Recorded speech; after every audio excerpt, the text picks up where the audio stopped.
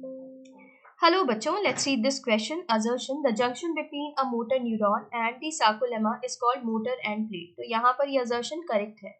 यहाँ इसको आप न्यूरोमस्कुलर जंक्शन भी कहते हैं.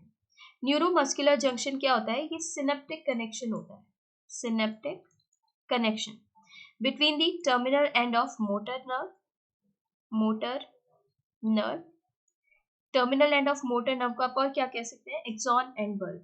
ठीक है. एंड मसल और sarcolemma of muscle. Sarcolemma of muscle. Muscle में आप प्लाज्मा मेम्ब्रेन को सार्कोलेमा ही कहते हैं. It is the site for the transmission of action potential from nerve to muscle. Okay. यहाँ पर आप क्या देखते हैं? जैसे ही न्यूरो ट्रांसमीटर के फॉर्म में इस तरीके से इनके पास सेंड किया जाता है स्टिमुलस. ओके. तो आप क्या देखेंगे यहाँ पर? A neural signal reaching this junction releases neurotransmitter. क्या रिलीज कराएगा? Neurotransmitter which generate action potential. क्या जनरेट करेगा? एक्शन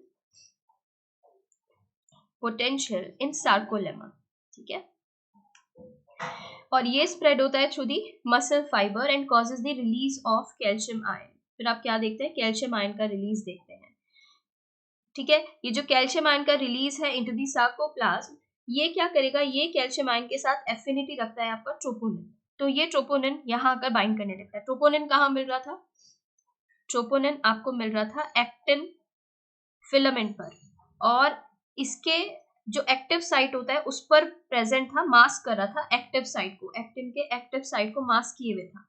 बट अब जैसे ही कैल्शियम आता है तो ये ट्रोपोनिन वो एक्टिव साइट छोड़कर कैल्शियम के पास पहुंच जाएगा और एक्टिव साइट क्या हो जाएगा? फ्री.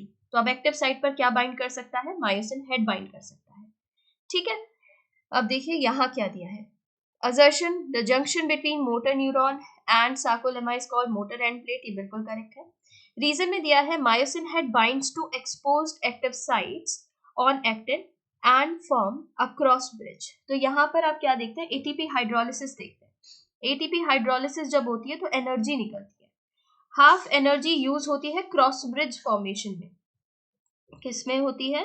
क्रॉस ब्रिज फॉर्मेशन में. यानी एक्टिन के एक्टिव साइट में मायोसिन हेड फिट होता है और हाफ एनर्जी यूज होती है पावर स्ट्रोक में. ठीक है. उसके मूवमेंट में जो पावर स्ट्रोक आप देखते हैं, ओके, उसमें यूज हो जाती है हाफ एनर्जी. तो यहाँ पर ये बिल्कुल करेक्ट दिया है रीजन. ठीक है.